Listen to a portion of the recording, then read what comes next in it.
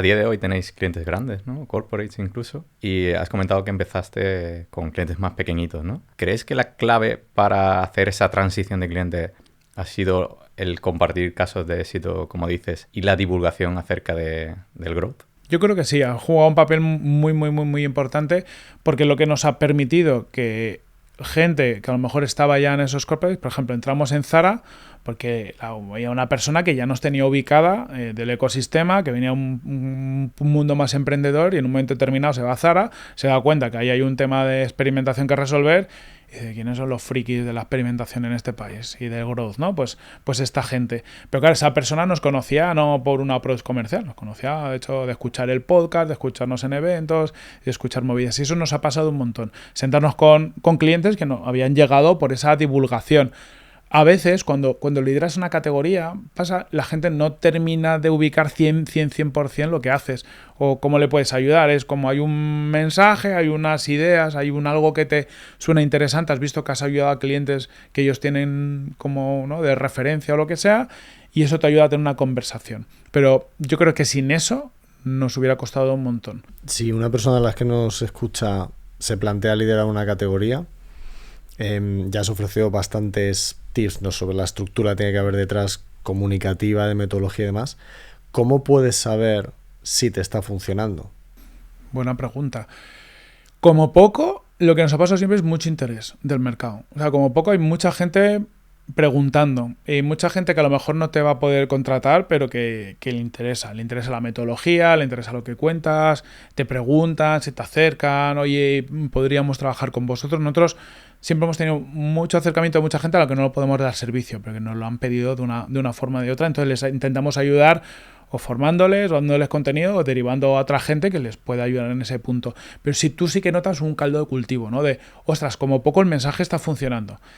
Ahora, también yo creo que cuando lideras una categoría tienes que ir viendo y cómo materializo esto, ¿no? Darte un tiempo de, como poco, tengo que ir entrando en clientes aunque sean más pequeños de lo que esperaba y poder hacer un delivery. O sea, esa entrada de clientes, es decir, el que haya gente que le resuene tu idea te tiene que ayudar a entrar en algunos clientes. Si ves que resuena mucho y no entras, tienes algún problema, o que la propuesta suena bien pero no acaba de convencer, o que tienes un problema de precio o alguna cosa. Supongo que un reto importante cuando estás liderando una categoría nueva, en vuestro caso incluso una metodología muy científica, con un expertise que venís de doctorados, que venís de escribir libros, supongo que es un reto importante contratar perfiles. ¿Cómo resolvisteis esto al principio? Tuvimos una suerte muy asociada también a esta generación de categoría, y es que teníamos muy ubicados a las otras pocas personas que empezaban a hablar de growth como nosotros. Entonces dices, bueno, lo bueno de ser de los pocos frikis que están hablando de estas cosas es que a los 4 o 5 que hablan en su momento los tenías ubicados y empiezas por ellos.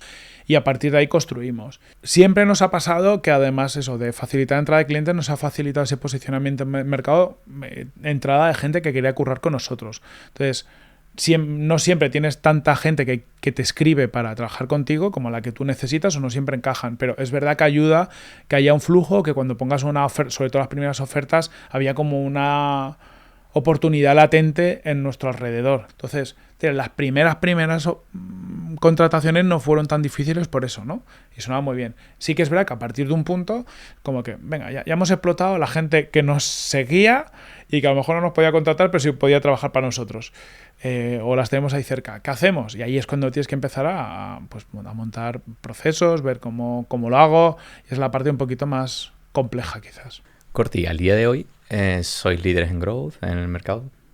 ¿Ves alguna desventaja? Sí, muchas. La primera, con tu propio posicionamiento, pues estás limitado, por ejemplo, en precio. No tiene sentido, si ahora yo tengo una presión competitiva o tengo una serie de cosas, pues hay un momento donde tengo que decir, ¿cómo hago que no me afecte? Pero tampoco puedo derribar mi categoría. O sea, si yo soy el que empieza a bajar precios, desvirtúo la propia categoría. Y tampoco es que seamos excesivamente más caros que otras cosas, pero claro, tu metodología requiere más recursos, más gente y perfiles más complejos. Nosotros solo tenemos senior. Tienes otra desventaja clara, y es que no todo el mundo compra la historia. O te dicen, vale, y muchas veces nos pasa también, vale, muy bien, Group, esto al final es CRO, o esto al final es Y cuando entras en esa conversación es muy complicado que acaben viendo las grandes diferencias que hay, ¿no? Y que afectan a cómo lo entiendes. Nosotros en nuestro servicio incluimos el diseño y desarrollo de los experimentos. Y hay gente como que no entiende el por qué es importante. Es pues, porque yo puedo ir más rápido que si luego lo tiene que diseñar y desarrollar tu equipo, que lo puedo hacer en paralelo. Claro, pero tú hablas con perfiles que no siempre compran tu película y no sobre todo no siempre son lo suficientemente técnicos para entender cómo importan estos detalles.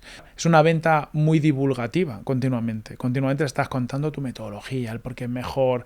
Esto no va de decir, vendo solo, consigo que vendas un X% más y lo hago mejor que otros, que no nos gusta entrar en ese juego, sino en, mira, yo sigo esta metodología por A, B y C. Lo hago con el método científico. Es todo el rato divulgar. Es cansado, es pesado y es lento. Si tú a mí me ofreces tu servicio y me cuentas los riesgos, ¿no? Que hay experimentos que pueden fallar, y fallar significa que te voy a empeorar las conversiones durante X tiempo, lo que sea. ¿Cómo elaboras el discurso para que yo perciba que va a haber algún tipo de bypass, que no voy a perder dinero contratándote, básicamente? Ahí lo tenemos más o menos fácil porque más o menos la metodología de experimentación lo que te permite es experimentar con una parte del tráfico. Entonces, en la mayoría de los experimentos, ¿no? Y ya hay otra serie de experimentos que no requieren, pues que a lo mejor son más cualitativos, hay un enfoque. Pero los que afectan más, ¿no? Que realmente un experimento funcionando en tu web, sobre todo en clientes con cierto tamaño, decimos, venga, vamos a atacar al 10% de tu tráfico y vamos a estar monitorizando. Por eso sí, el impacto negativo lo tenemos muy controlado. Es decir, vamos a ver si vemos que algo no funciona, lo paramos, evitamos que haya una desgracia mayor, porque hay mucho dinero en juego donde no lo vamos a jugar, a crecer más. Eso más o menos lo puedes controlar por ahí. Pero es verdad que hay un cierto temor. Y es verdad que a veces cuando empiezas con un cliente, intentamos seguir un enfoque de meter algún quick win al principio, cosas que sabemos que pueden funcionar mejor para ganarnos la confianza. Pero a veces pasa que el reto es más complejo o lo que sea y a lo mejor tardas 3 meses en empezar a tener resultados positivos. Entonces la gente a veces, incluso comprándote la historia, un experimento falla, otro falla y llega un punto en que tú empiezas a ver las caras, ¿no? De decir, ¿y esto cuándo viene? Entonces también hay un tema de, bueno, pues de apostar por la metodología, de evidentemente cuando no estamos dando con la tecla, replantearnos otras cosas. Oye, pues a lo mejor la persona que está ejecutando no es la persona, vamos a apoyarle, vamos a ayudarle, hay que entender todas esas partes. Y muchas veces decir, oye, ya hemos revisado todo tiene sentido, la estrategia es la adecuada, la persona es la adecuada, está haciéndolo bien, no estamos dando con la tecla, vamos a seguir con el riesgo de que el cliente te diga hasta aquí. Y en retrospectiva, ¿qué hubieseis hecho diferente? Mira, creo que hubiese hecho distinto absolutamente todo lo táctico, pero viendo en retrospectiva y lo he pensado mucho, creo que estratégicamente los grandes pasos que hemos dado han tenido mucho sentido, porque en cada momento sí que hemos sabido alinearnos mucho con esa visión de construcción de categoría. Ha habido momentos, por ejemplo, en el tiempo donde hemos parado y hemos dicho, tenemos que decir que no a muchos más clientes y centrar más el tiro en lo que llamamos fit, ¿no? De ¿qué es un cliente fit? Oye, pues que facture a día de hoy pues entre mínimo 8 o 10 millones, una serie de cosas.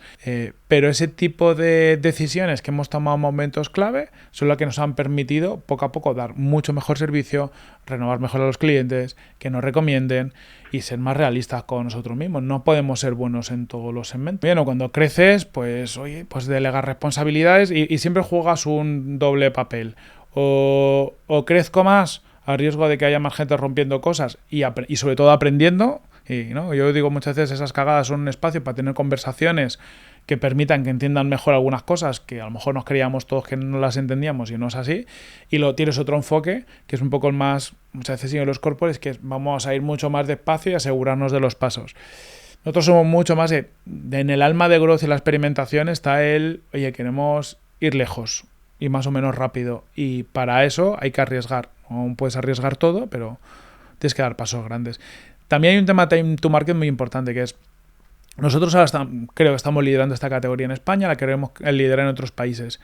Hay mucha gente haciendo cosas muy interesantes, incluso viendo vosotros, por ejemplo, toda la parte de conversión y demás. Si no tenemos una velocidad, hay mucha gente que nos puede pillar y hacer cosas mucho más interesantes que nosotros. Tenemos que ser nosotros los que estemos haciendo cosas más interesantes. Y reconocer que en el mercado hay mucha gente muy inteligente haciendo cosas muy interesantes y que eso nos ayuda a todos Pero claro, si tienes esa ambición de llegar más lejos que nadie, pues tampoco te puedes acomodar. Porque sí que es verdad que el liderazgo de categoría te da una serie de cosas e inercias que cuando eres el segundo es mucho menos, pero cuando es el tercero o cuarto ya te cambia totalmente la película.